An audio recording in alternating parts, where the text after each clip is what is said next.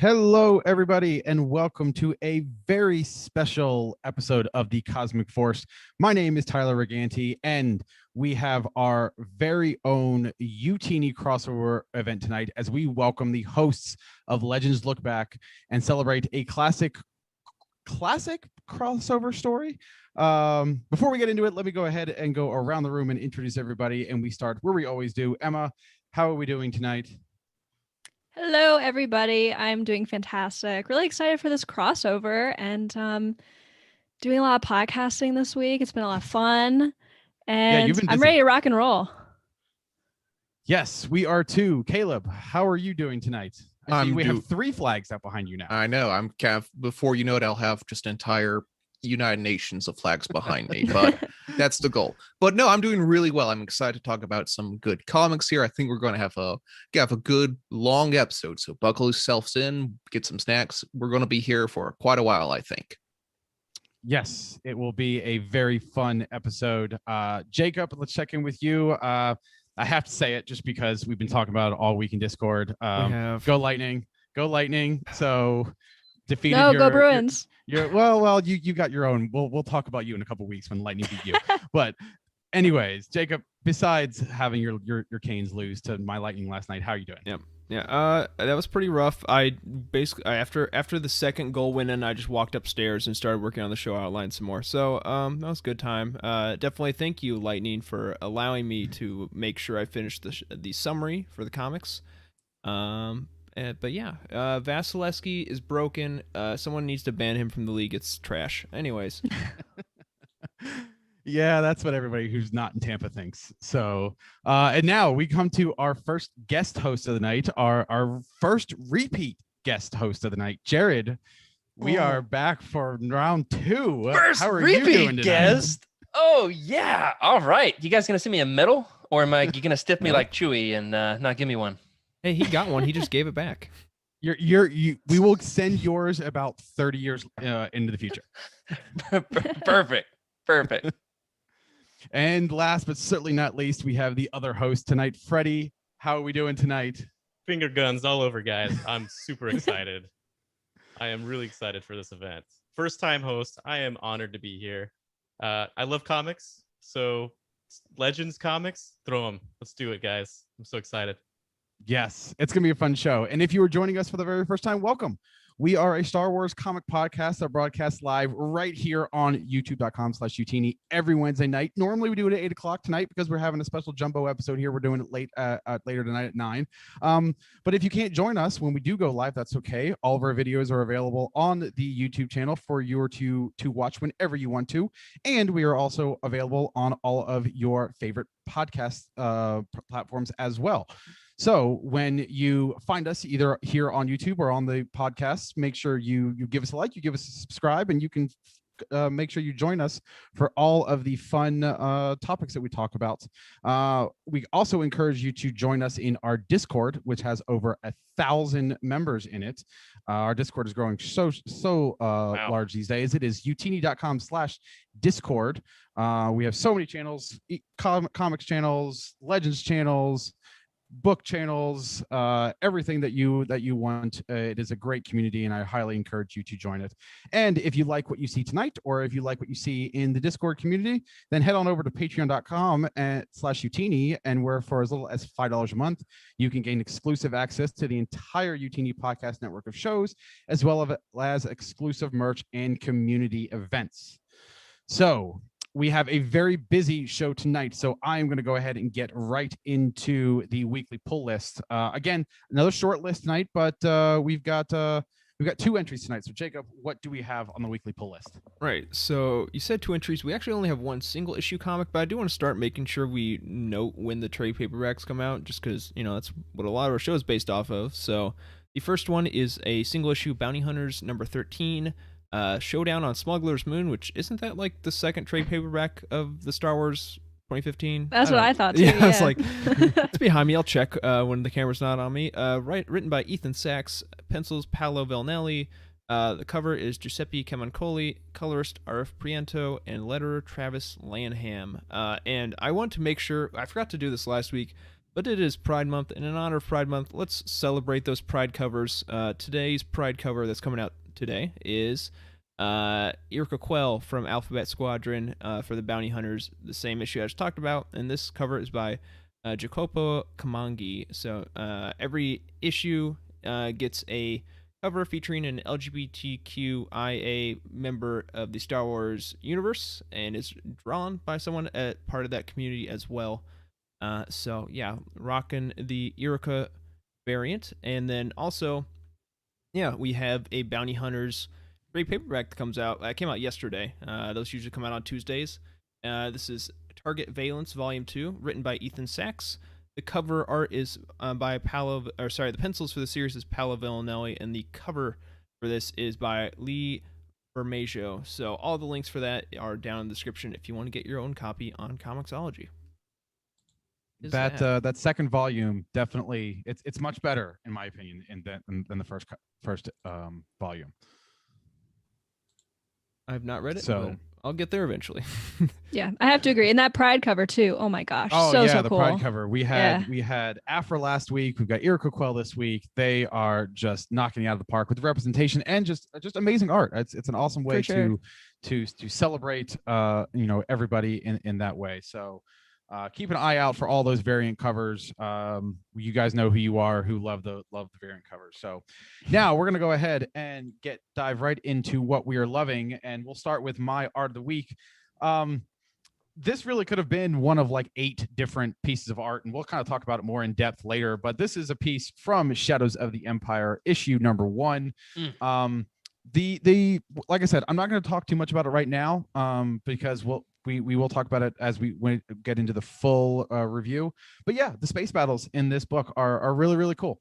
The color is it's a lot different than what it is what we see currently. So pretty much every turn of the page, I was telling Jacob I unsent like 3 different versions of like, nope, I want this one instead. So yeah, that definitely 90s glory. Absolutely. So Emma, what is your art of the week this week? Yeah, so mine is from Age of Rebellion, Princess Leia number 1, with art by Mark Deering, Will Sliney, Chris Sprouse, and Carl Story. And this kind of ties into this week's episode with Leia in the Bausch outfit here, and Lando as well, with Boss coming down on them. I love the angle here, and I don't know, something about this art it was so striking, very cool. I love it. All right, and now Caleb, I have no words for this. Neither did I. Like after I read this arc, this is from the Age of Rebellion, the sub-story Stolen Valor, and it features Porkins and Biggs, who both died in the Death Star run, taking a vacation, and it's the weirdest thing. I blew up on our personal Slack channel, like, what the hell did I just read? And I could not make this the art of the week. There's just it's such a wild trip. Wow, you guys have to read it just for the It's so sake of reading it. pastel-y. We talk about how that's Caleb's a shirt word. matches. Yeah. Maybe I subconsciously picked the shirt because of this. It's a wild trip. If you want to see something that's never been done in Star Wars before, not saying it should be, but it's definitely like a weird existential, like, I'm not going to say Rick and Morty in that sort of style, but like that sort of existential crisis of like humanity that is happening in this series. And you wouldn't tell by looking at it. It's wild. There are I have no words, so I'm just gonna move right along. You should. To Jacob. Yeah. So I concur. It's a wild comic. But mine is I'm just rounding out the Age of Rebellion with mine from Age of Rebellion Luke Skywalker, with pencils by Chris Sprouse and Stefano Landini, and colors by Tamara Bonvillain. So it's just a great hero shot of Luke tearing through some Imperial security droids. I don't know if I need to say much else. It looks awesome. So That's so that's cool. about it. And we are a comic show, so that qualifies. It's It's pretty. Right. All right, Jacob. Or not Jacob. Jacob just went. So I can be Jacob. Well, Jared, I was Jacob one time. You're right, absolutely. So what was your art of the week this week? Yeah, I've got a panel here from Shadows of the Empire number 3. This is drawn by Killian Plunkett, and I think I had this sent to Jacob within seconds of turning to this page on my my iPad. I absolutely love Kowakian monkey lizards, and this is, for my money, one of the best drawn Kowakian monkey lizards in the history of Star Wars comics. The non-sandy Jabba. Yes. Oh yeah. Yeah. Pretty spot on. Jabba was very interesting in this book. And Freddie, I haven't seen your art, but in the show notes, it's described as NASCAR Chewbacca. So again, I am extremely interested in what this is. Okay, so if there's one thing that Legends Look Back does really well at, it's coming up with memes, right? We've got Slippery, Slimy, Palpatine. We've got Nubbins Vader. We got Hot Dog Boba Fett. Hot Dog Boba Fett. Yeah, That's right. I want to say that was a Cosmic Force. Yeah, that's Emma's fault. Yeah. Yeah, sorry about that, people. Well, in my piece, we've got what I call NASCAR Chewbacca. So we see him, and well, this whole thing is really nice. First of all, the art is really well done. There's a sense of urgency, which, you know, to draw urgency in a picture or in anything is really, you know, it's pretty amazing, and you can just see it without reading any of the text. There's a lot going on. But in the very first panel, Chewbacca has what looks like a mullet and buck teeth. If you zoom in, obviously you might not be able to, but do it in the comic. It's there. What issue is this from? This is, I want to say 6. 4. Yeah. This is the I'd say last 5 or one. 6. 5? This Yeah. is the last 5. one. Yeah, this is number 5. Number Oh, 5? I man. thought it was number 6. So NASCAR Chewbacca, he's there, and I picked it because it was just so, I laughed so hard, and it, you know, nothing in the text is funny, but it's just he looks good. There you go. There you go. All right. So we're gonna go ahead we and zoomed in go on it. straight into the what. Oh, there we go. Oh, we are zooming in. Okay, awesome. Definitely. We'll have to pull that back up when we talk about the book later. So we're going to talk about now what we've been reading, and it hasn't been much for me. It's been Shadows of the Empire, and only a real little bit of Evolution. So because it's been a pretty busy week, so we'll talk about that and more. Emma, what about you? Yeah, much of the same for me. I read Shadows of the Empire, Shadows of the Empire Evolution, and the Shadows of the Empire novel. And then Oh, I was wow. reviewing Thrawn Greater Good for the Living Force Roundtable. So I've kind of been doing a little bit of everything this week. Yeah, you are killing it with all the with all the podcast shows. You had time to read all that as well. Not all of it. I just kind of reviewed Thrawn. I kind of like watched my review video again because I was like, oh, I have all my thoughts here. Like, oh, that's perfect. And I, you know, kind of read Wikipedia a little bit just to. No, I did not have time to read a whole nother Thrawn book, given how dense it is. Man, nah, no way. But yeah, a lot of Shadows of the Empire. I finished that in like less than a week, I think, to make sure I had it in time for tomorrow's show, and that was quite the adventure, which I'm sure we'll talk about tomorrow.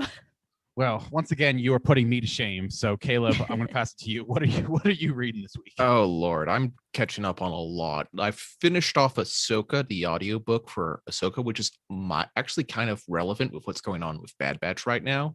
Ironically, didn't know that going into it. I'm also going through the Afra audio drama, so that's been a pretty good read. It's nice. I've been catching up on all the Shadows of the Empire, past and present, and also I've been reading. The weirdest thing, it came up in the Marvel app.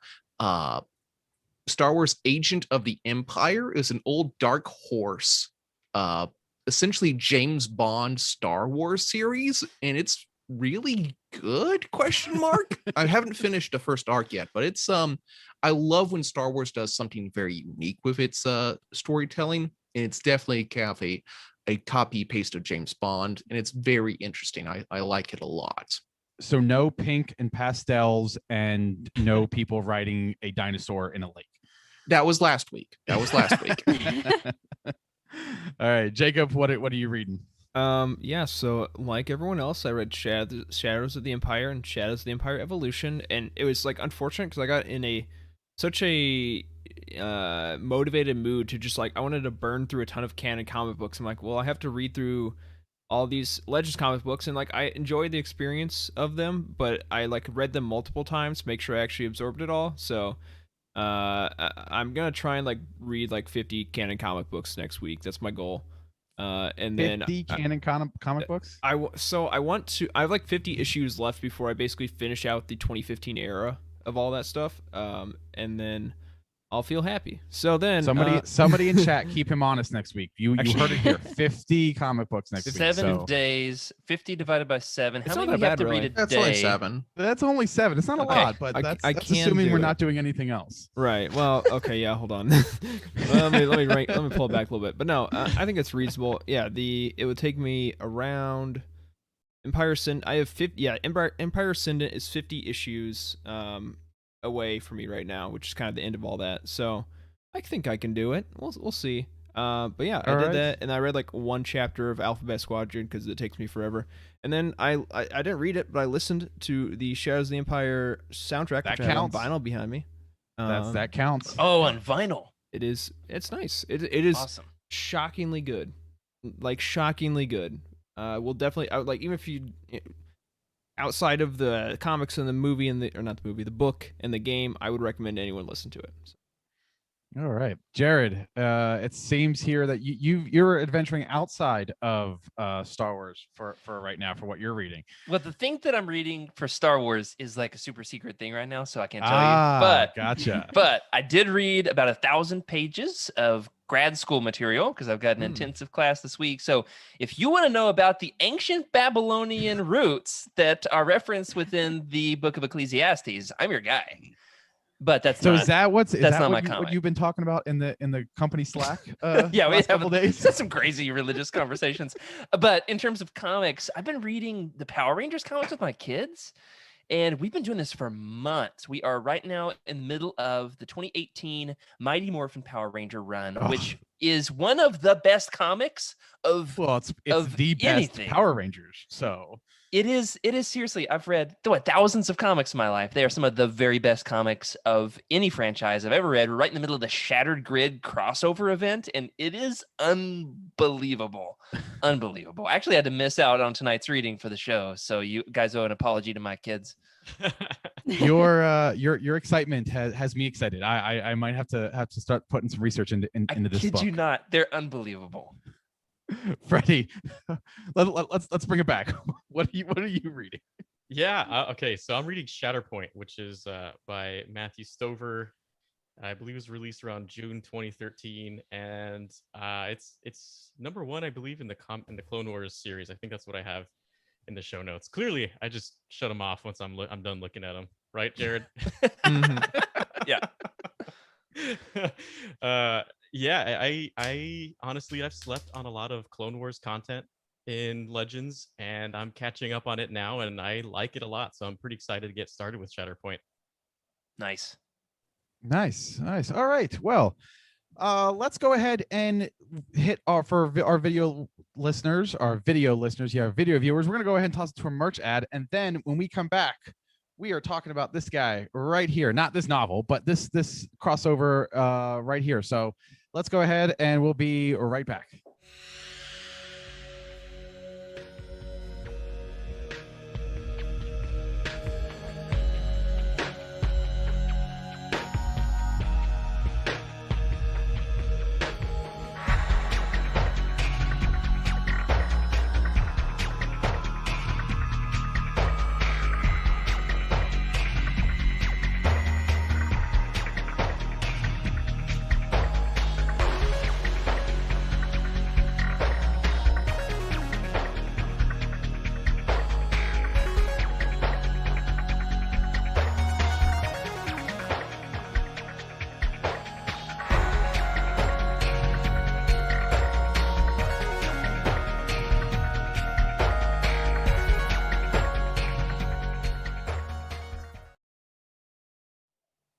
All right. So the main topic of the show tonight is, we've been hyping up War of the Bounty Hunter.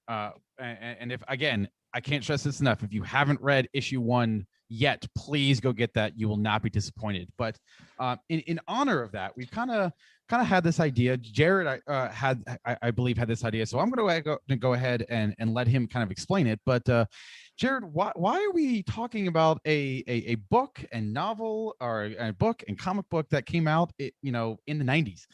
Well, that's a great question. Thank you for asking me. It's almost like I wrote that question myself. Here's the thing. It is 2021. This story came out in 1996, which makes it what anniversary?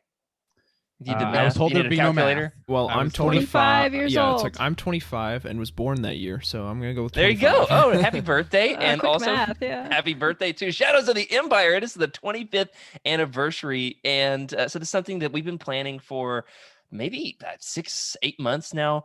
As soon Up, right Freddie's got his, I've got mine.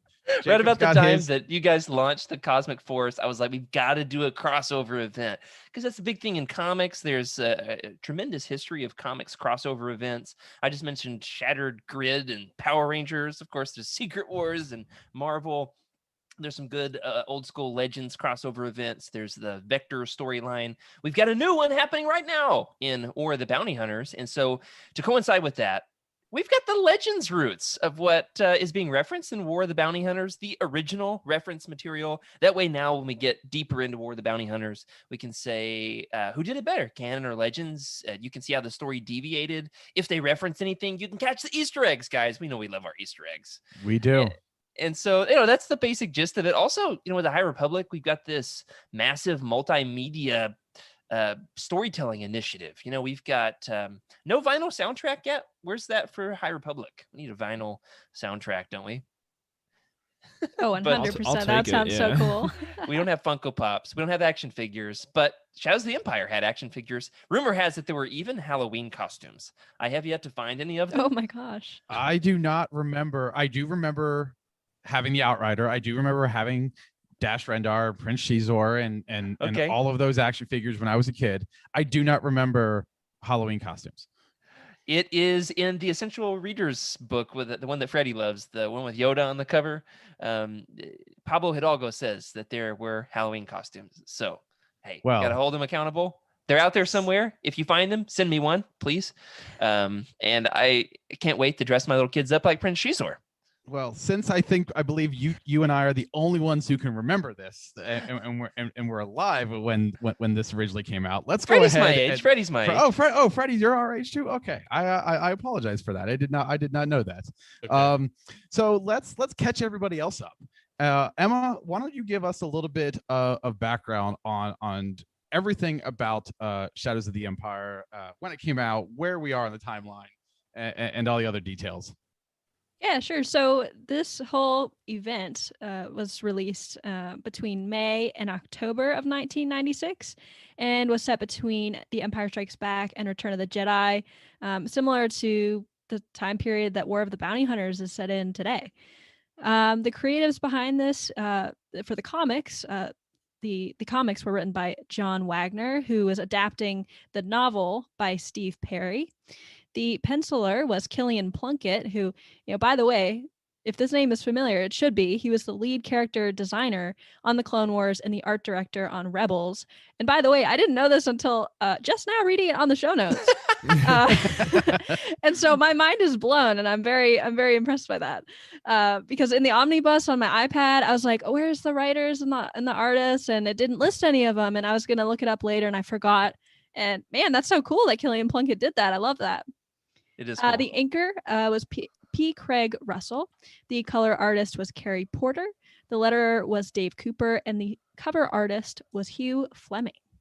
So that's a little bit of background information on this initiative and specifically these comics. Tyler, I'm going to throw it over to you to start off our summary.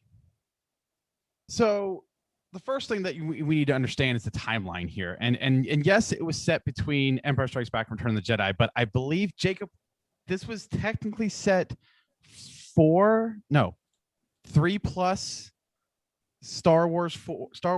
What was the weird funky? It was like ASW4 was Yes. after Star Wars Episode 4 was like the timeline. After Star Wars 4. Yes. Notation at the front of it. It was, I mean, it's like basically directly after, like they're talking about how Luke basically just got his new hand. Yes. So After 5. Yeah, after 5. But yeah, the time instead of ABY, it was ASW4 in the beginning of the Yes. book. 3 Very plus weird. ASW4. Yeah. First time I'd ever seen that connotation in the timeline. But we are set between right after the events of The Empire Strikes Back. In issue 1, the Rebel fleet is being pursued by the Empire. Vader has been commanded by the Emperor to work with Prince Shizor of the crime syndicate Black Sun to ensure that the Endor project goes smoothly. We all know what that Endor project is. Boba Fett is on his way to Boba Tatooine Fett. to drop off. Where? Boba Fett. Boba Fett. Where? He is on his way to Tatooine to drop off the infamous Han Solo, but as with all of these Star Wars stories, that doesn't go as planned because he is being intercepted by a number of bounty hunters, starting with IG-88.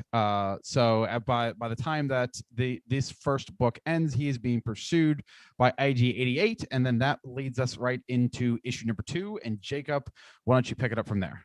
Yeah, and as you know, all these guys playing the Shadows of the Empire video game, IG-88, no big deal. Anyways, so moving on. Issue number 2, Vader sends his agent Jix to Tatooine to work under Jabba the Hutt and make sure Luke is captured alive. And Vader will be too busy working with Shizor under the command of the Emperor, and Jix manages to infiltrate Big Giz's swoop gang. And it begins. Big Giz. All right, anyways. The Rebels and Dash Rendar converge on Gaul to look for Boba Fett. And Rogue Squadron fights with the Empire overhead as the Outrider and the Falcon race down to the surface of the planet. And yet again, we end an issue with Boba Fett being confronted by more bounty hunters, but he manages to escape.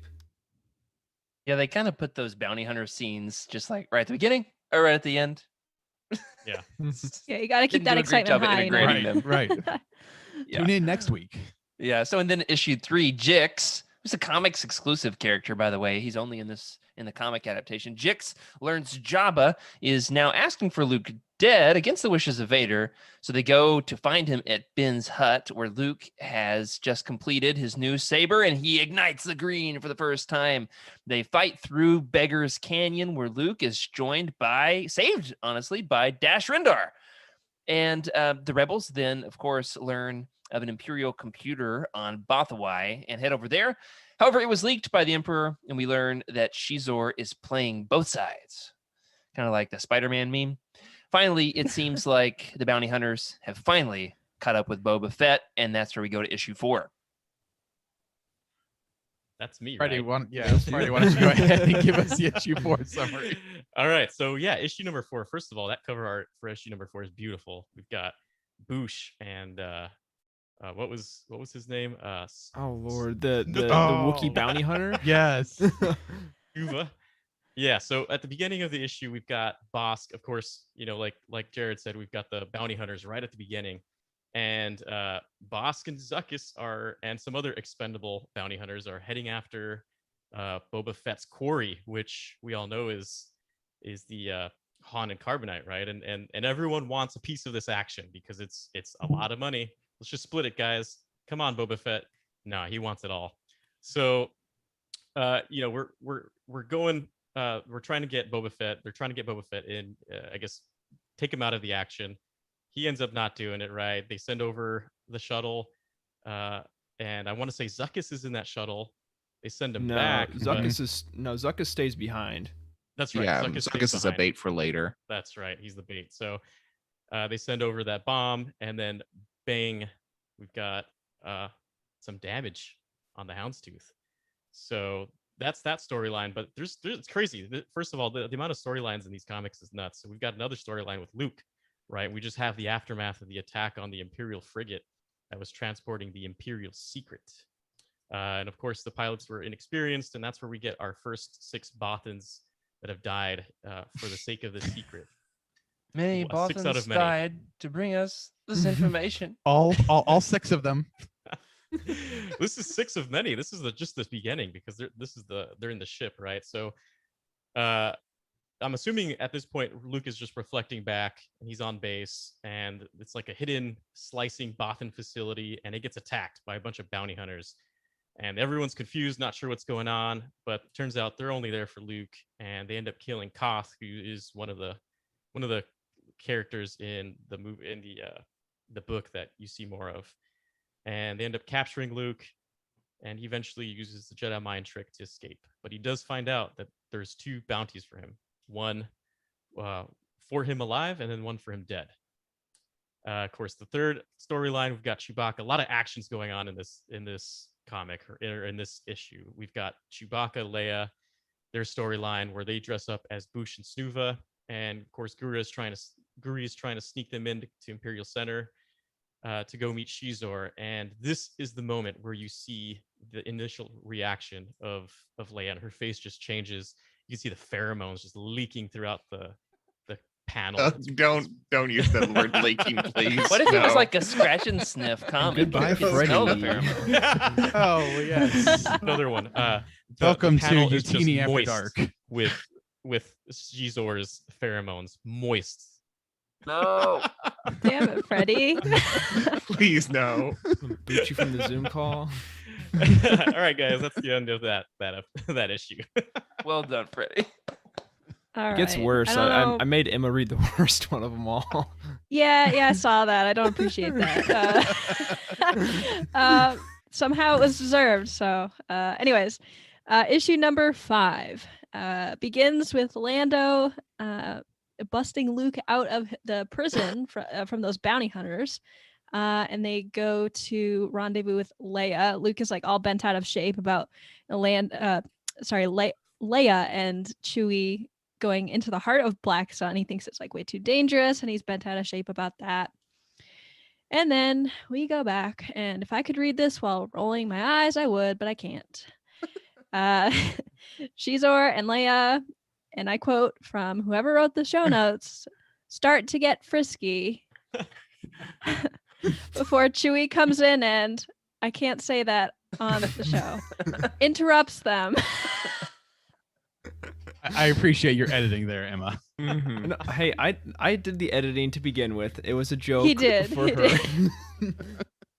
So disgusting. Shizor's mad Okay. about it. Shizor's not turns happy with out- Chewie. No, he is not having that. No. And you know what? Good for Chewie. That's Have right. a Chewie Chewie's- in your Chewie's a life. bro. Yes. Yeah. Chewie's the Yes. ultimate wingman, playing DeLonghi He is there. he's such a great wingman. You got to have somebody like him around. So it turns out Shizor has irresistible pheromones that lets him seduce people. So that's great. When she returns, she gets her revenge and is locked away in her room because now she knows. So she's like, okay, I'm not going to let you get the better of me. So all of a sudden the pheromones don't work, which thank goodness, because things have gotten worse. And now Shizor's mad because he's not getting his way and he's not used to that. And that's also disgusting. So Yep. that is issue 5. Next is issue 6. All right, here we go. Let's land this plane here. We kind of jump cut into the smash cut into the best part of any video game adaptation, the sewer level. Yeah, so we have our main characters of Luke, Dash, Rendar, Lando, and a couple others breaking into the Shizor's palace's sewers. They come up and they manage to find Leia as she was escaping, and Chewie. Then Shizor faces down with them, but Lando pulls the old dead man switch on a thermal detonator, proving that he's better than Han in every way possible, because that one actually time it worked. And then Lando bombs the central core, setting off a chain reaction, destroying his fancy castle compound. Shizor himself retreats to his Skyhook, his fancy space battleship, where Vader blasts out of the sky for attempting to even lay a finger on his son. Then Boba manages to resolve his main plot by tricking the rest of the bounty hunters and delivering Solo to Jabba, collecting his reward and stunting on everyone else. And lastly, Darth Vader arrives at the Death Star 2, reminding you that he's still in the series and that the galaxy will still be his and his son's. Wonder how that turns out. Anyways. Come back next week. Yes.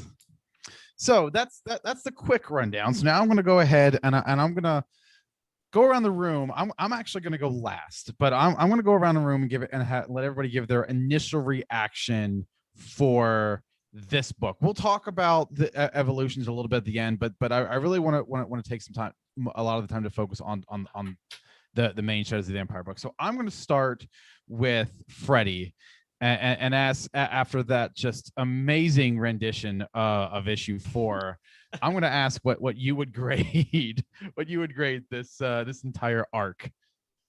Yeah, it's interesting. It's interesting to first read the book, then play the video game, and then read the comic. Absolutely.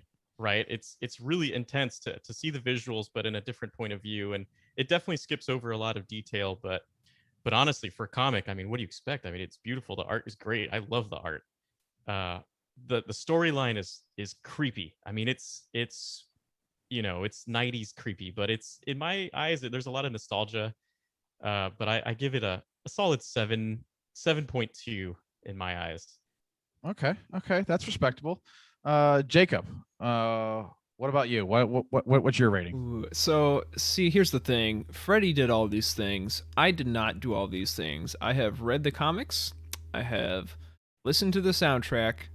So there's a lot of story I missed. And I understand there are things you have to cut down, but like, I've read movie adaptations in comics. It's not that bad. Like, there are mid-issue scenarios where they will like clearly jump in time a lot and explain nothing. Right. So couple that with some other things. I understand that it's an important piece of Legends, but I'm sorry, I'm gonna give it like a 6. I can understand your point of view, because I was going to comment about that as well. Caleb, before I say that, let's go ahead and get your review. I'm going to have to go with Jacob here. Like it's pretty bad. Like I think the plot jumps around way too much. If it had just been the Boba Fett series, like for an issue, and then like the Darth Vader for an issue, that would have been better. But he jumped around too quickly and too much for like the narrative stakes to make much sense. So I'm going to have to give it a 6. That's being generous in my opinion. I might drop it down at the end. They tried to replicate, I think, how the book was doing it, and that's exactly how I read it in the comic, and it might not have translated well. And even the book jumped around too much. Yeah. Emma, what about you? We'll come to you next. Yeah, so I had an interesting experience with this entire crossover, really. I read the comics first, and then I watched a playthrough of the video game, and then I read the novel. And I really understand you guys saying like how much it jumped around, because once I read the novel, I was like, oh, all of this makes so much more sense now. Like, like sometimes you're like, why is this character here? What is he doing here?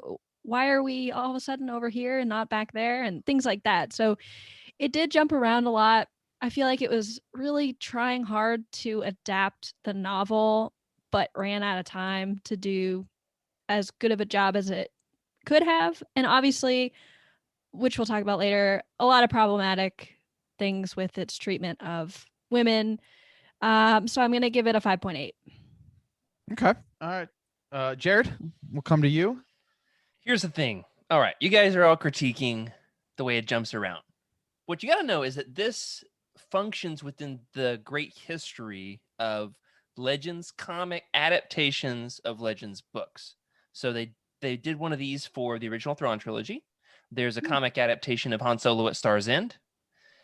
In more recent canon history, there's an adaptation of Thrawn, not to be confused with the original Thrawn trilogy or with the new Thrawn Ascendancy series, the one in the middle. Shoot the one in the middle. It's the one just called Thrawn, right? So they did an adaptation. They're making one now of Weapon of a Jedi by Jason Fry. So this is a part of that history. As a comic, you're right. It does jump around too much. I'll give it 6.9. Yeah, I'm gonna go ahead and agree with a lot of what everybody's already said. Like I said, I was around when these things came out. So I read the novel when I was a teenager. I played the video game, and if I didn't, I don't know if I could have enjoyed this because I don't know who these characters like other than Shizor, and like we'll talk a little bit more at length about that. It was hard to keep up with. However, for the art alone, I would recommend at least picking this up because the art is really, really great. And so I have to separate my from an art perspective. I'm making up my own rules here. From an art perspective, I would give this like an 8.5. And from a story and everything but the art, I would probably be in like a 6.5 category as well, because it's hard. I mean, I haven't read many Legends comics. And Jared, if they're all like this, They're not. This is one of the weaker ones. This is one of the weaker ones. Okay, good. That I've read at least. Yeah. I think I would give the crossover as a whole a much higher rating. But as a comic, we'll get into that. This is a weaker link. It is Yeah. a weaker link. We'll get into that. So all right, so let's go ahead and get into the characters a little bit. And Jacob, I'm going to let you start us off with a character who is for all the mediums that we're talking about, pretty much sidelined in this medium in Dash Rendar. Yeah, so I'm kind of curious. So Dash Rendar, our smuggler, our Han Solo fill-in, if you will, our hero of the video game. As someone who's just read the comics, you really don't get a whole lot of Dash Rendar. He has like less than one scene per comic book, and he literally pops up out of nowhere. Yeah. Another thing is, it seems like he also changes his art style every time he appears. Like he looks different every That's time. True. His hair definitely changes, I feel like, quite a few times. But yeah, so I didn't get as much of Dash Rendar. You can definitely flesh out a character with less time, but I feel like he was more a narrative device in this comic book than he was a character. Like he'd show up to do a thing. Like he shows up to save Luke, and he shows up to get Lando to the planet, and he shows up to help them inside the castle. But he has more.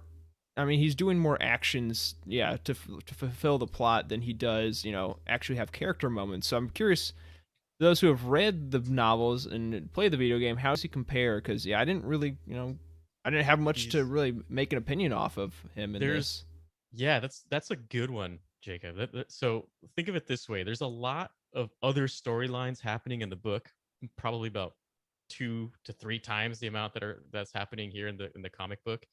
So you're reading about other timelines of him, storylines of him interacting with Leia, at a certain point, and they're having a whole event going on where they're at in a casino even, right? And there's that whole section I don't think is even in the comic book, but they're talking there, they're stuck there, they're trying to wait for a representative for Black Sun, and then Dash, Leia says, "Go take care of Luke," but in the comic book, it almost seems like he just kind of happens to be there. He just shows up. He literally pops up. Yeah, so it's filling in the gaps, right? That's kind of what the book and the comic are doing. It's just, you definitely need to, I think, consume the content from the experience of Shadows of the Empire to really understand all of the bits and pieces and why it all kind of floats in and makes sense. When he shows up, it's just kind of like, oh, hey Dash, like there's no who are you? It's like he's established himself, and it was jarring in the comic, but I don't remember, he is I think it was Jared had said, he is the hero of the video game, and that's what I remember. I remember him in the video game, and I remember a much more fleshed out character from the novel, and I enjoyed his character in the novelization. Emma, what are your thoughts on Dash? And maybe you could kind of almost assume that he's kind of a Han Solo fill-in. So does he succeed in that way, or is he just what are your thoughts? Yeah, so I feel like he felt more like Han Solo in the novel, but in this comic, I have no idea what role he was even trying to fill. He was just in and out so quickly. I mean, I suppose you could kind of look at that in like a Han Solo way. He always kind of came back when you needed him.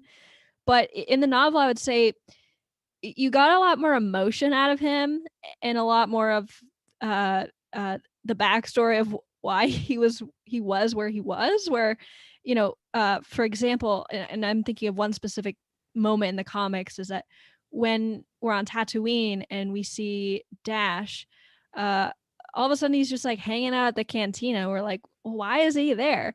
But in the novel, you see that Leia paid him to make sure Luke doesn't die, basically, because he's being hunted by the Black Sun and all of that. So it's things like that the novel really enhanced, because you get more of that backstory, and he's not doing it just to be a good guy. He's doing it for the credits, which is Han Solo-esque in a way, early Han Solo. So I don't think that he could ever make up for Han's absence in this story, but he certainly fills a tiny bit of that void. So does But he? but we already have a Han Solo villain. His name's Lando Calrissian. Yeah. Like we already have that character here. Like I Lando's think his own dude, in my eyes. Yeah, I know, yeah. but like in the thing, like honestly, I think this is a super cynical take. The reason Dash Rendars in this comic is so that he can sell N64 cartridges. You're not And totally action wrong. figures. And Yeah, action figures. Yeah. I actually listened to an interview with the game designer.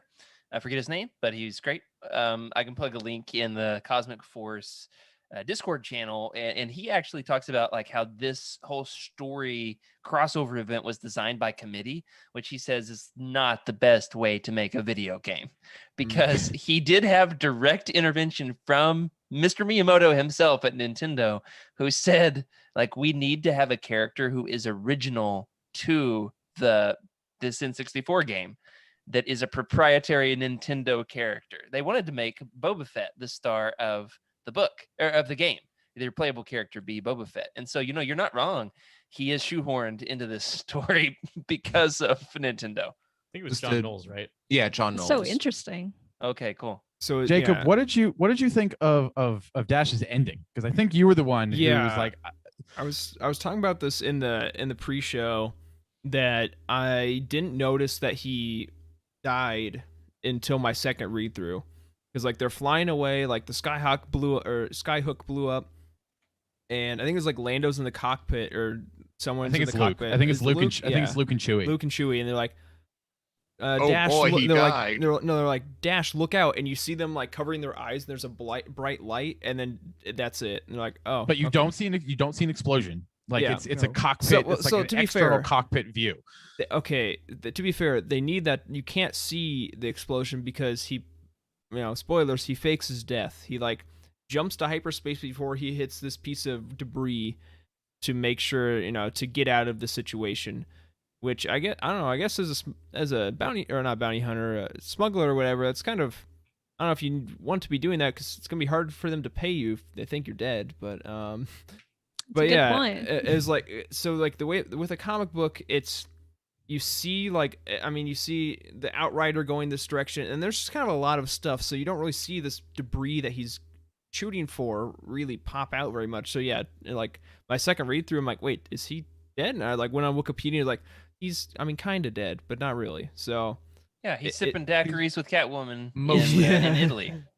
yeah, so I definitely missed that my first read through. But I don't know. I feel, I guess going back to the whole Han Solo comparison, I feel like, I guess he's Han Solo, but without that like heart of gold. He's got it a little bit, but definitely not to the extent that Han does. Because Han, like, he's in it for the credits. He's in it because of the job, but that's not the reason he stays. Whereas Dash, I'm not entirely sure. It's like, don't get me wrong. It's like, I want to love Dash. Like, Dash seems like, kid growing up in the 90s, Dash seems so cool. I just don't know who he is at this point, having just read the comic book. So, I'm definitely going to get to the game, and maybe someday I'll get to the novel. But The funny thing about the difference between the Heart of Gold, right, between Dash and Han, is in the book it's especially more explicit when they go to the planet Gaul. They finally found Boba Fett. They're going to get Han back, yeah, except for only 100 pages in the book, and so they're going to fail because he's got to be in Jabba's palace, Return of the Jedi, right? And so Dash leads them through this, perilous adventure, and Dash and Lando are like trying to one up each other on who's the better pilot. And it's so ridiculous. And then he just Dash straight up yeets out of there. yeah. He's that was in the comic book, yeah. He's like, "Bye." but it's so much more explicit in the in the book where he's like, Yeah, you guys didn't pay me enough to actually fight Boba Fett. I'm leaving. And whereas Han, of course, in New Hope, he comes back to save the day in the end.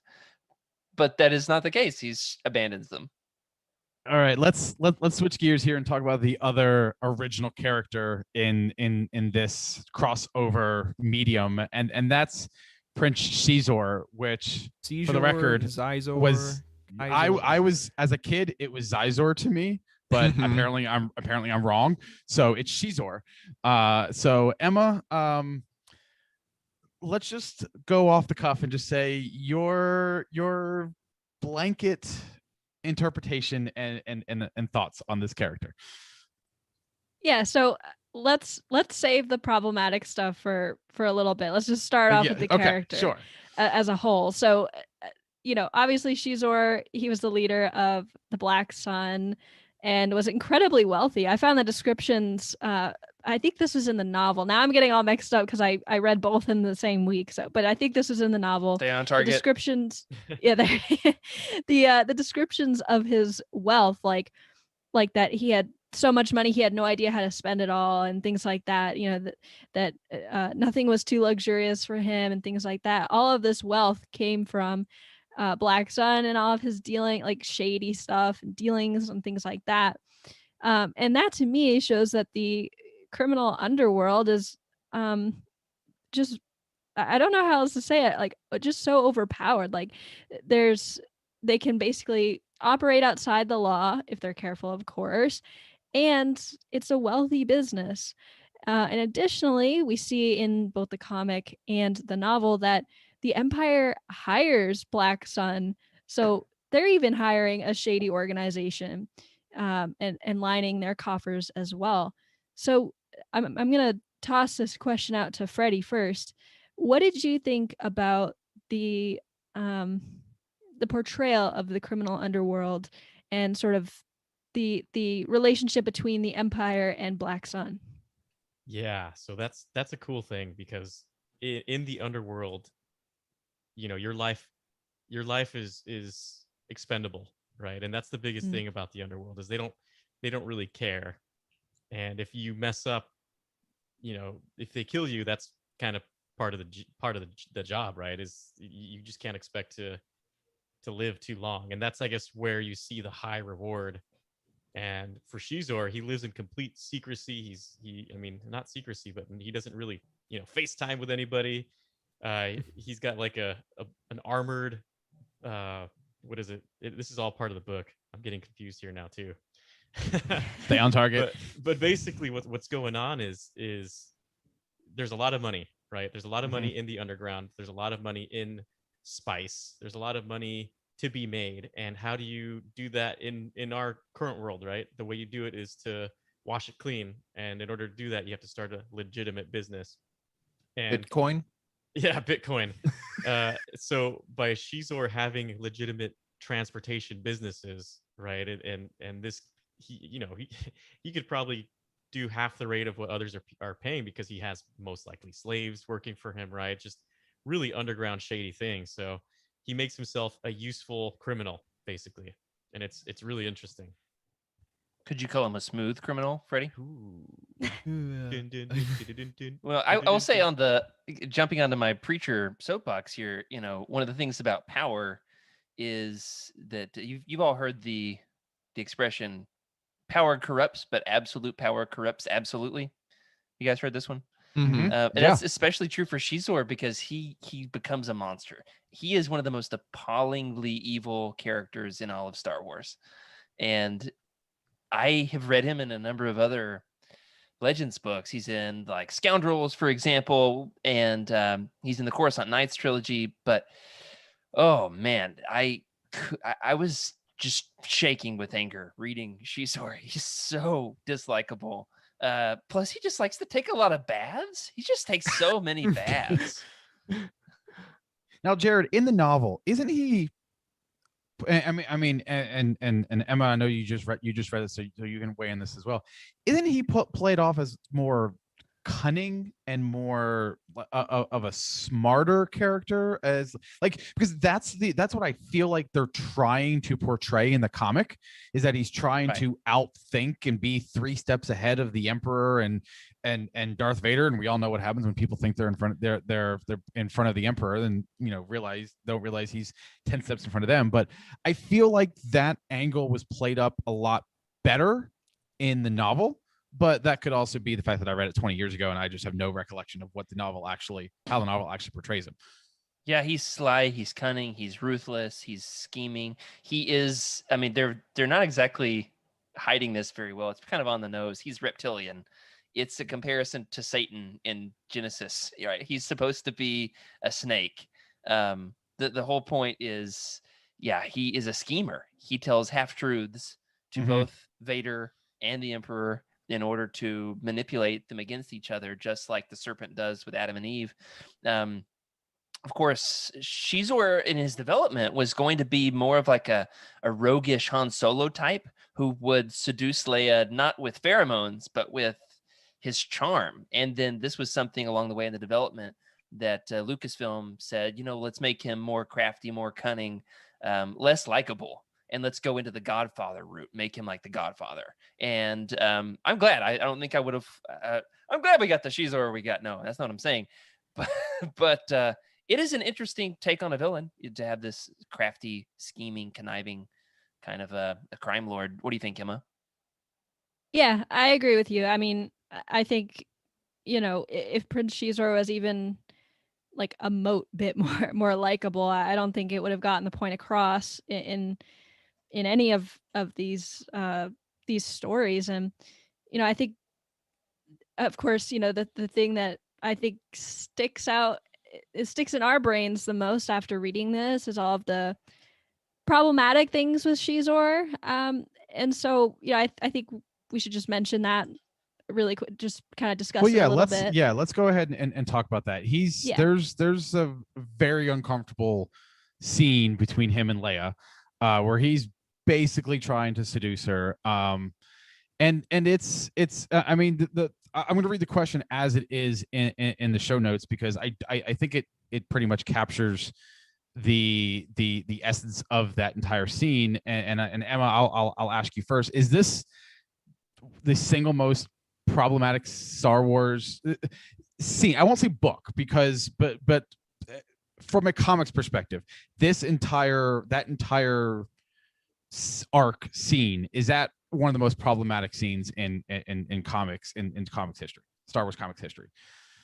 I would say so. For I obviously haven't read every single Star Wars comic, and I've definitely read some things that have been problematic in the past. There was something with bounty hunters a while ago, but this is 100% just like overboard with the uncomfortability, with the I think it's hard. The emotions that I went through reading this in the comics and then having to like re-experience that in the novel, it felt extremely like predatory and just very gross and disgusting. Like, I don't know how in Star Wars storytelling they would approve somebody with pheromones that makes people want to fall in love with them and therefore mistreat people. Right. And obviously, I think it's unfortunate that Leia is an easy target for this type of I would say misuse of her character in Star Wars. She has been misused before because of her looks and that she's a woman. And I think 100% this is just, It's it blew me away at how is. problematic it was. And honestly, I'm having a hard time like with just saying, the words that match my feelings, but overall, so then how do you, disgusting. Yeah. How do you feel the redemption and Leia being able to overcome?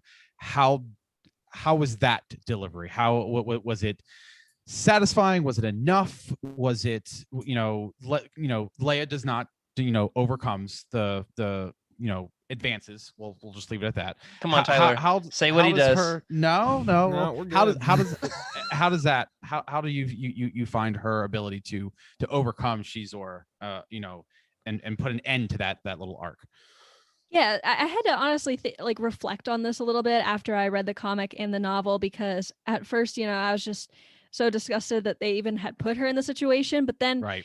reflecting back on it, thinking about this really shows how intelligent she is to be able to figure out, like, man, like, I wasn't drugged.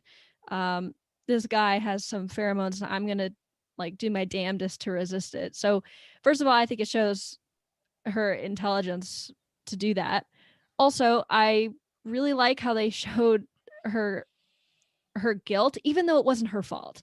She was like, I still love Han, and I want to be with Han. I don't know why I want to do this. And that felt also like extra gross because she didn't have control over her feelings. Mhm. But yeah, overall, I like that. I like that it didn't go any further than it did. I hate that they put her in the situation to begin with, but I'm just really thankful that it didn't go any farther. It still went too far for Star Wars. Yeah. 100%, 1,000%. Yeah. I draw I think it's interesting kind of comparing it to like Game of Thrones. Like, I've read the books of Game of Thrones, and you have the similar argument of how far can you go to show a bad person in a work of fiction is bad before it's too much. I would say they did it here. I agree with Jared that I think it would be way better if, he was just trying to seduce her. I don't think, if you don't take away Leia's power, I mean, it's just, at that point, it's just a dude being creepy. If you just cut the scenes, you had the first scene in the comic where he's with her, and then the scene after she comes back from Chewbacca. If he just puts the moves on her, it doesn't work, and then you just cut to her the part where she needs him in the crotch, I'm fine with that.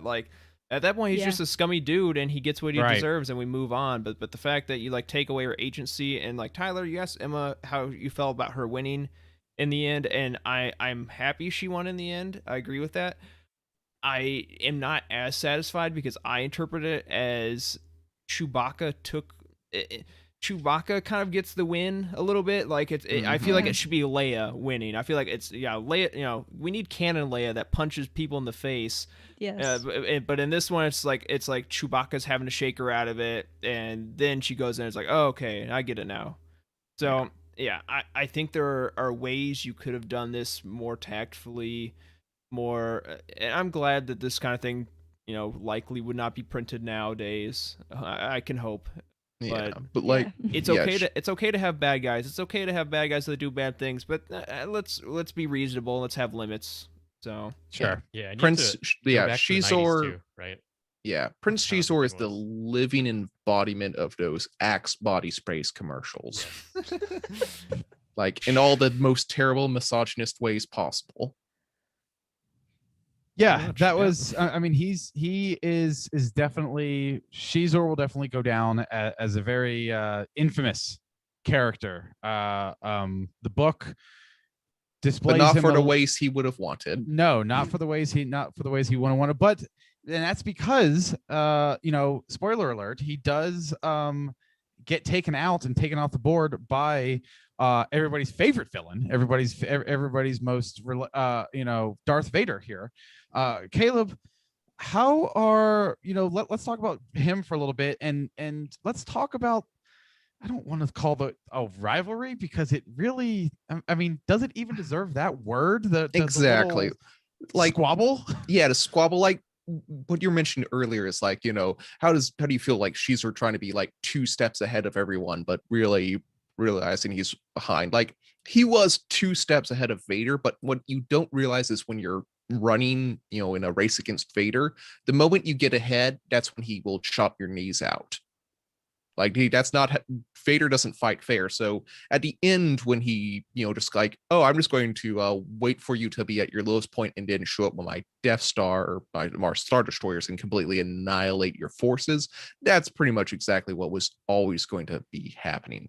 You're right. It's less of a rivalry between Vader and Shizor. It's more of trying to play the underground against each other. Like the moment Vader enters the field fully after being jerked around by the Emperor and finally be able to stand down and like, okay, I'm going to do things my way by myself, it's all over. We all know how that's going to end. Jared, I'm gonna ask you a question here. You know, we've seen Palpatine, especially in the canon material, really pull the strings when it comes to Vader and really put him in some awful abusive sort of situations. Do you think that was a situation here? Do you think Palpatine was using Shizor to annoy Vader, or do you think that there was a legit side little agreement here that Vader actually spoiled?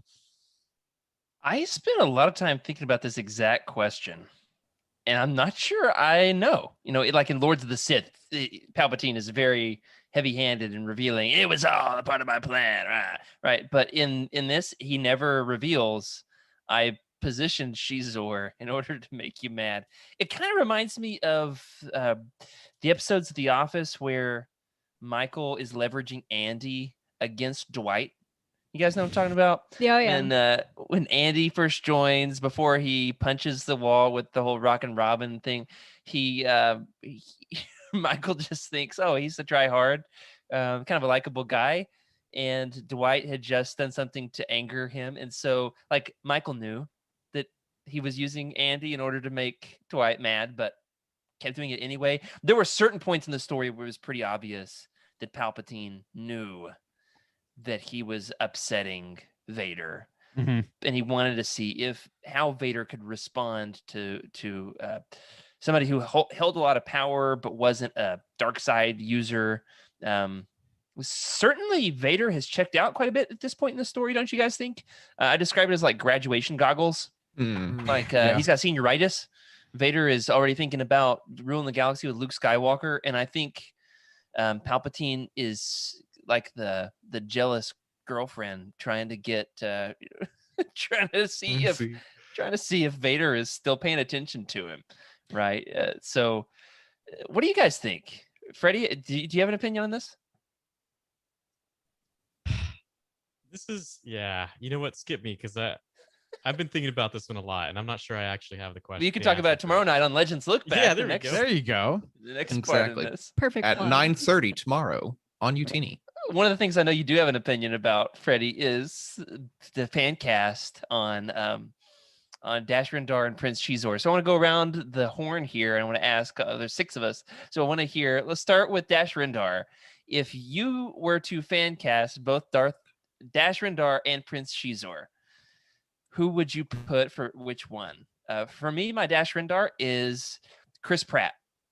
So it's like he's kind of lovable and buffoonish. He's Star-Lord, right? And so he's not Han Solo, but he wants to be, right? He kind of wants to be. Tyler, what do you think? Who's your Dash Rendar? See, I don't again, because we're focusing on the comic, I can't cast Dash Rendar because he's not in it enough. That's true. That's true. He's like our smuggler number 3. I mean, in this book, because he pops in and out. So I don't necessarily know if I can cast fan cast Dash Rendar. Shizor. Oh man, come back to me on that. Come back to me on that. Emma. That's. Yeah, Dash Rendar, I don't know why, and this might just be because Loki started today, but I'm thinking like a Tom Hiddleston might be good. He's got the hair, maybe not the bulk for it, but I think He could bulk up.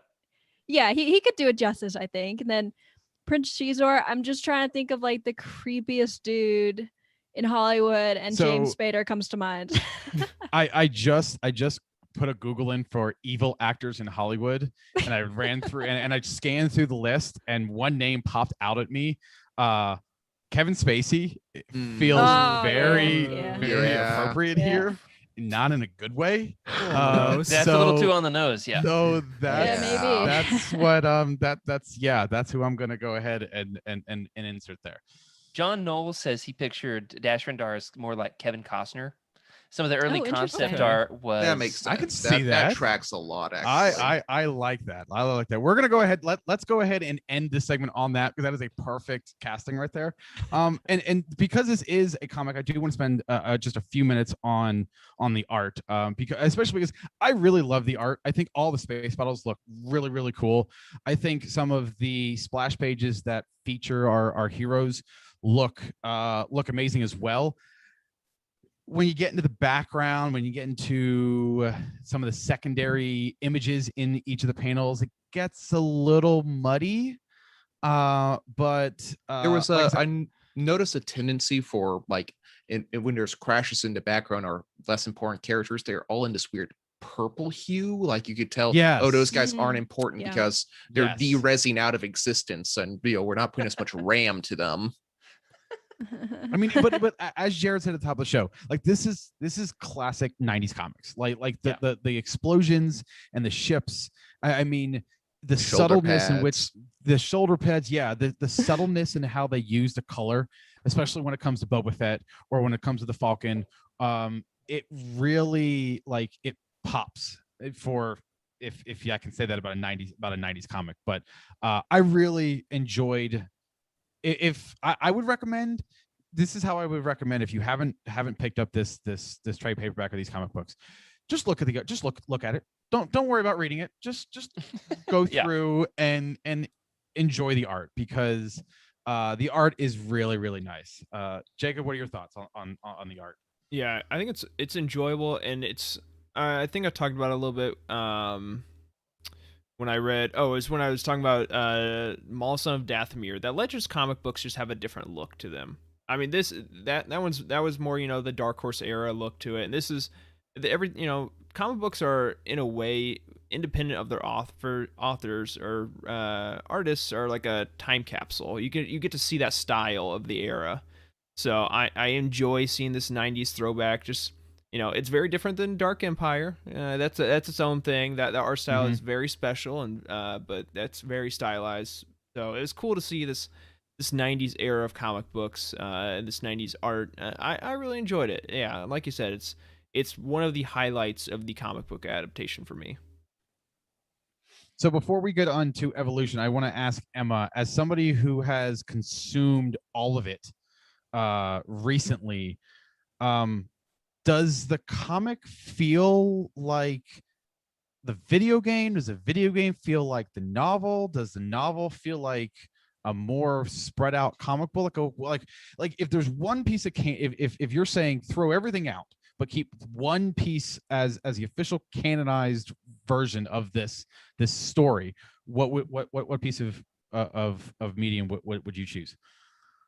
Far and away the novel. It had just the most explanation of things. I think the best character development, the best pacing of the story. I feel like in the comics you didn't really get the whole like breadth of what the story had to offer. And the video game kind of felt like its own separate thing in a way, but that also might be because I just watched it and I didn't play it myself, so I could be totally off base on that. But yeah, far and away I would choose the novel every day of the week. Right. And does anybody disagree with that? And if so, why are you wrong? It might be the video game. It maybe. I'm having a ton of fun. I'm stuck on IG-88 right now. I'm having a ton IG-88 of fun is with the video awful game. in that game. I remember that 25 years later. I still remember how much I hated IG-88 in that game. So if you want to see more of that game, pay attention. Friday night on Utini Game Nights, Andrew's gonna be playing that. It's gonna be a lot of fun. So the other thing that I still want to spend, we're going a little long here, but that's what happens when we have 6 people and offering their opinions on one show. There was additional reading this week, and that was Shadows of the Empire Evolution, kind of a sequel, you could say. Caleb, why don't you give us a little bit of background on this mini series? Absolutely. Shadow of the Empire Evolution, released February from January of 1998. So what was that? A whole 2 years later. Is set post Return of the Jedi. So after the big plot has been resolved. Is written by Steve Perry, who was the original author The novel. of the Yes, novel. he was. Yeah. Yes, he was. So not the adaptation, but the novel's authored. And Ron Randall was the penciler, with inkers by Tom Simmons and Rob Randall, color artist Dave Nestle, letterer Steve Dorito, and cover artist, by the way, well, I might say some very harsh things about this comic, but the cover art is amazing. Love all the covers, and that was by Hugh Fleming. Absolutely. Jared, Actually- what in I'm going to time you here. You need to give us an entire summary of this arc in 45 seconds. Oh, dang it. I forgot I had Yep. this question. No pressure. It follows Guri, right? Guri. Yes, who it does. is- Yes, it's it like does. Gary, but with a U. She is the cyborg who is Also in basically- Shadows of the Empire, but plays as big a role as we've talked about. She is, Shizor's right-hand woman droid. Mm-hmm. She is a droid with human skin and other human parts. We won't talk about that, but it's implied that she is Shizor's slave in some horrible ways, because we're talking not just about a droid now, but a droid with skin. And in this, it's like Guri Unleashed, Guri Unchained. She becomes woke. She she breaks free of Shizor's chains, and somebody help me out here. What does she do? I got you. Like she's I, Yeah. I could feel this one. Okay. I read this a few hours ago to brush up on it. So Yeah, thank you, Emma. she's her goal in this arc is she doesn't want to be an assassin anymore. Yeah. She goes to find like the programmer of these human There it replica is. droids, and sort of has to go on this huge mission to find the droid that has the ability to do this operation, whose name is Doc. And then the rebellion's in it somehow with Luke and Han and Leia and Chewie, because Black Sun is being started back up by Shizor's niece, who has this face mask that makes her look like There it is. Shizor. Shizor's Misk. Yep. Yeah. And I said that's Misk. Well, she has- Shizor's she has- niece. She has two masks. One that makes her look kind of like Shizor, but not Shizor because she's in disguise, and then one that makes her look human. right. And they even changed the shape of her face, which is Mhm. incredible how that works. And then let's see, at the end of the comic, Guri sort of forgets everything that happened, but she still has some fighting powers, but Lucky. she's not an assassin anymore. Yeah, I know, she is lucky. I wish we all had that ability. And then she walks into a bar and has a drink with the one and only Dash Rendar. Oh, not dead. Not dead. Not dead. No. Spoiler Somehow, alert. Dash Rendar has returned. Yeah. All right. So Caleb, you seem to have some strong feelings about this book. Why don't you share them? I do not like this novel. I think it is very bad. And the reason being is I feel like the only reason they created this novel and they put this to We're comic PG, book remember? is because the artist really was a big fan of Guri and liked drawing sexy gynoids. Like they enjoyed making her very attractive on every single panel she's in. I feel like that's the only reason this comic exists. It is very 90s in some of the not great ways. I think this is a better story because it actually is a complete story. I as agree with compared that. to the original. And I think there's one part of a panel, if you crop that out and if you just took like a purple marker and covered up a lot of the times her outfit gets torn, it's not as bad. Like you can kind of like the amount of problematic stuff is much less. You can kind of gloss over some of it, and it's a fine story. I think It's obvious it was written and illustrated in the 90s. Yeah. Mhm. Can we Yeah, just for sure. ask I if, mean- if everybody appreciated it? Who liked the regular Shadows of the Empire more, and who liked Evolution more? I think I preferred as a comic Evolution. same. I agree with you. Yeah. And I think they tried anybody to- dissenting there? I No, think I think Caleb, I think yeah. the original was better than Evolution. Freddie, what do you think?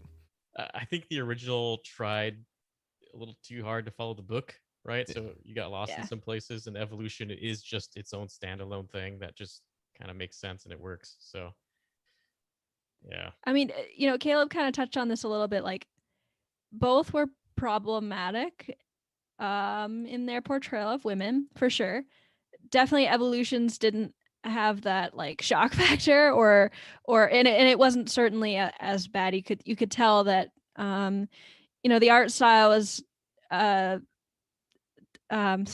sort of sexualized, I would say. Yes. At the same time, we get kind of a better storyline with Guri sort of breaking away from her abuser, and I like that because it gave her agency when Leia didn't, and so that's why I feel like this is much less problematic than Shadows of the Empire. Yeah, it's like I feel like Evolution is average 90s problematic, where regular Shadows of the Empire is extra problematic. I was Yes. gonna say it definitely felt very 90s, and I say that in all of. We're not trying to the excuse it. Yeah, Right, it's just, exactly, but it that's- is what it is. It is a fact of Yeah. life that women in comics in that era were all portrayed in the same fashion. So like, as I mentioned, like before the show, I was showing my wife some of these comics, and I was showing her a couple of the choice moments from Evolution. She's like, "Yeah, I can see how this is kind of gross, but this is what I expect from comics of that era." I'm like, "Yeah, Right. that's kind of sad."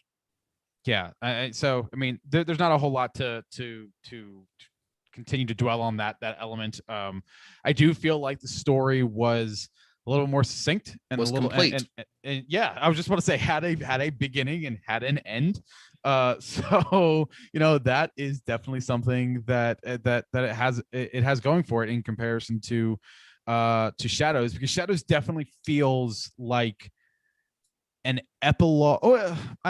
Maybe not necessarily an epilogue to Empire Strikes Back, because it definitely is its own thing, but it definitely feels like a prologue to Return of the Jedi. More like an That's- interlude, you that's well know? said. Yes. Whereas Evolutions is very much its own standalone, and and you can feel like you got a full story by just reading that those 5. I think that was the 5 comic. That was the 5-issue ones. Yeah. Yes. So, all right, before we get to, if anybody doesn't have any other final words on Evolutions, I'm going to toss it over to Jacob so he can wow us with his amazing Legends Inception level of Easter eggs, because we normally have Please Easter don't hype eggs. them up too much. They're not that good first We time. normally have Easter eggs that feature Legends content, but now we're going back to the original with these books. So, Jacob, what Easter eggs do you have for us this week? So I'm bringing my buddy Jared over here with me, because I got like 2 or 3. Because my normal process of finding Easter eggs is like see something interesting, look it up on Wikipedia, and write something about it. But like every single thing you would do that for, it'd be like, oh, this first appeared in Shadows of the Empire. So it was very difficult. I got like 2 or 3, and then Jared helped me out because God bless you. You know way more about this than I do.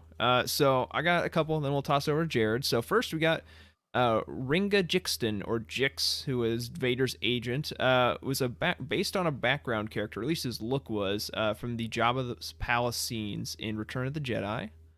And then Big Giz, our famed swoop bike gang leader, was friends. I thought this was cool. He was friends with Nuru Kung Gurarama. I butchered the crap out of this. He was the Bravo. Yeah. That Yeah. was great. Yeah. That was the easy to Chiss say. Jedi from the Clone Wars Secret Mission books, which I like.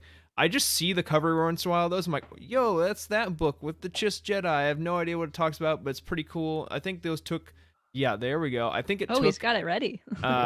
Trev a very long time to track down like one of them for his collection. But yeah, he was friends with him and apparently starred in all those books. So there you go. And that is the end of the 2. I actually didn't know that. Yeah, the 2 Easter eggs I found. I've got 3. They're more behind the scenes trivia than they are Easter eggs. I'm gonna give my first one to Freddie though. Freddie, the fact of the matter is Perry invented Terras Kasi. We got the video game and everything. It was even in Solo recently. He invented Terras Kasi because he was a martial artist. Freddie, you're a martial artist. Yeah, You know that's more true. about this than I do. What is this?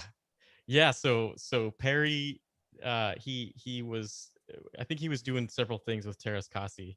A couple things. So one, Terras Kasi, the moves themselves that were captured in the video game and in Star Wars Galaxies are modeled after, it's like Pencak Silat, which is an Indonesian martial art, like one of the ancient martial arts. It's been around for a long time, since Wow. like 6th century. Yeah.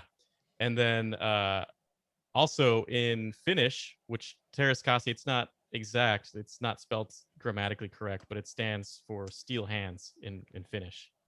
So Wow, that's cool. I didn't know that. I knew Freddie would have something on that, and I just saw you start typing in the show notes, which was so cool. The other two I've got are this: Dash's shoulder pads. They're like the most infamous thing about him. Poor Yes. Dash.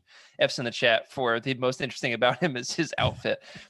Dash's shoulder pads were actually a crutch in the design phase for the video game for the fact that his clunky joints look so bad on the N64. So you could see way too much movement. So like stick some big old shoulder pads on there to hide how ugly that is. And then secondly, the Outrider, maybe the most amazing thing to come out of this entire crossover event is Dash Rendar's ship, the Outrider. It was designed by none other than legendary Star Wars concept artist Doug Chang. So hats Wow. off to Doug Chang, and it's so cool. You didn't know that, Emma? Oh, that is amazing. That's so cool. I love Doug Chang's work. So this is Yeah. like, oh, so cool. So you Oh, don't look, there it is. Oh, it's so you beautiful. don't It's like, see this in the comic, and you guys are gonna have to correct me for the video game and the novel. But my toy, the toy that I had when I was a kid, that cockpit. If you, Jacob, go ahead and throw that back up on the screen. That cockpit actually rotated. The toy is So- designed differently. Okay. It does not because follow Doug then Chang's art. I'm a little Yeah, that's disappointed right. because that whole arm of the cockpit rotates, kind of like a B-wing, in that it is able to go up and it was able to go down. But apparently that was just to sell more toys, and it Yeah. worked on me. They got because you. It's something They that went I remember. rogue. Yeah. I have to say the design of that ship is so cool. It kind of reminds me of oh gosh, we had trouble with this name a few episodes ago. Oh, I can't remember the name of the ship, but White T 1300. The Volt yes. Cobra. yes, the Volt Cobra, great memory. Yes, or Sonostaros' ship. Yeah. Sonostaros' ship. It kind of yeah, reminds me of yeah. that a little bit. It's the yeah. other way around, though, Emma. Oh, right. Staros' ship is derivative of this. Yeah. right. I have to say, seeing this ship show up in Rebels and then seeing Yes. Martin pop out was probably one of the most disappointing. I mean, I watched the show like 5 years after it came out, but it's like, oh my god, that's Dash Rendar's ship, and it's like, Martin. I was like, oh, okay, cool. From Arkansas. He's from Arkansas. Like, one thing I really liked about it is it shows that I like how you can see different versions of the YT series. Now you can Yes. open it up, so there's can be thousands of YT series. Like, oh, that's Han Solo's ship, but it's just made a different year model. That makes sense. I like how when in Star Wars they make things make sense in the universe. Was it I think it was the Vader Age of Rebellion series where he like is chasing Han Solo and he like flies into the YT repair yards, and there's just like a field of YT cruisers everywhere. Yes. Yep. All right. times. So we are going to go rapid fire this time. I'm going to go around the room, and if you're watching us on YouTube, where I'm literally going to go around the clock here. I'm going to ask everybody what their final score is, and if for some reason you think that there's a different medium that's better than the novel, you can say it. But again, you're going to be wrong. So I'm going to start to my left here with Jared. Jared, what's your final score on the comic version of Shadows of the Empire and Evolution? We'll combine the two of them as a score. I gave the comic 6.9. I'm gonna bump it up to a solid 7. Solid 7. Emma, what's your good. final score? Yeah, I'm gonna stick with my 5.8 for Evolution. I would give it a 6.5. All right, so I think we're averaging then to like a 6.2 there. Okay. Yes. Jacob, what about you? Original, I'll stick at a 6. Evolution, I'll go 6.5. Best medium soundtrack. Fair. I will accept that answer. All right, Freddie, your final score for the two books. I'm gonna stick with it's hard for me to separate it all out, so I'm gonna stick with a 7.2, and I'm just looking at the whole thing. Once you get the idea of it all, once you read the book, once you play the video game, you really get the trading cards. Get the trading cards, get the action figures. Reading this book at the ripe old age of 11, didn't really understand it. And that's a good thing. Yeah. So in my opinion, I really liked the video game. It brought back a lot of nostalgia, just listening to it and playing it and hearing the repetitive soundtrack. I was in for it. So I'm going to go with it. Caleb, what's your final score? I'm going to have to stick with a 6.0 for the just a 6 for Shadows of the Empire. If I have to grade Evolution, it'd be lower than that. So I'll just be generous and say 5 for Evolution. And my original score was I believe a 6.5, and I think I have to leave it there. I mean, like I said, I really enjoy the art, and I really encourage you, if if you want to see some really classic 90s looking art and some really cool space battles, and I encourage you to pick up the and just look through it. Like I said, the story is all over the place. I would absolutely, like a few people said in the chat, I would absolutely read the novel first. But yeah, so 6.5 for the comic. And the Evolution doesn't really change the score too much to me. I mean, maybe at 6.6. So, but all right. Well, that was a very interesting conversation. Thank you for everybody for joining us. Jacob, you've got a couple of announcements for us before I wrap up the show. So, when we're turned over to you, and what do you have for us? This is the first night of a big crossover for us, the first real UT network crossover we've ever done. So, of course, talked about the comic books today. We're talking about, well, not us, but Legends Look Back is talking about the novel tomorrow with myself and Emma. And then on Friday, I just threw in a little scuffed text there, is game night. So Andrew will play in Shadows of the Empire. Jared's gonna be hopping on talking about, basically it's just gonna be an hour or two for Jared to take all the thoughts he couldn't put in the previous 2 roundtables and then dump them on the game night audience. So we'll be doing that. But yeah, before we head out, I just want to thank Freddie for joining us, and also thanking Jared for joining us and putting this whole crazy crossover event together, because I certainly could not have done this, and we're really happy to be, stories aside, we're happy to be getting together as a big Utini family. It's been Yeah, I fun. love it. It's a good time capsule. Yeah. Jake, Jared, I'll let you say the final word before I send off, because this was your idea, right? This was when we started this. You said when we started this comic show, this was your idea. So I want to thank you. Don't blame me. Don't blame me for this. No, this was a great time. This was a great yeah. time. So I want to have you send us out with any final thoughts. Sure. Thank you to our listeners for staying up late, especially if you're on the East Coast. We got coast to coast. We got Maine to California on this episode. So we're covering a huge swath of time zones. And it's been a lot of fun getting this thing started. I've enjoyed the disagreement. I enjoyed how much Caleb disliked Evolutions. I mean, it's fun to subject you guys to this. Next time around, we can do something like Legends Vader event of some sort. But it's my dream come true to get to do this with the Utini team. Yes. This is a lot of fun. It is always fun when we have guests on the show, and Jared's been on here twice now. So I imagine that a third time will be right around the corner. And Freddie, I'm sure we're going to find time to bring you back as well. But for tonight, that is going to do it for this week's episode of The Cosmic Force. Don't forget to subscribe to the show and the channel, both here on YouTube, and subscribe to the show wherever you get your podcasts. And make sure you tune in live right here on YouTube every Wednesday night, normally at 8 o'clock. Next week, we go back to our regular time at 8 o'clock. So join us live in the chat. We always have a good time. If you like what you hear, please leave us reviews on iTunes. It helps other people find the show, and we always appreciate all of your kind words.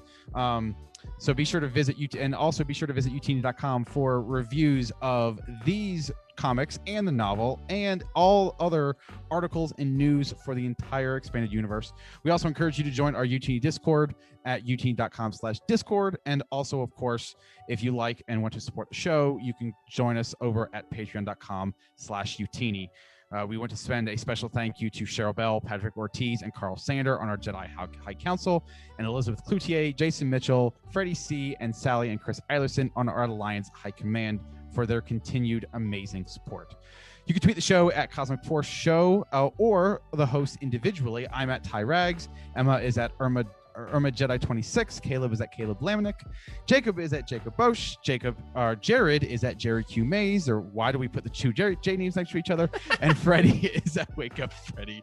Thanks again for all of my co-hosts tonight. Thank you, Jacob, for producing and doing another great job. Thank you for all of you in the chat, and thank you all whenever and wherever you are listening. We truly appreciate all of your support. We'll be back next week, but until then, may the force be with you.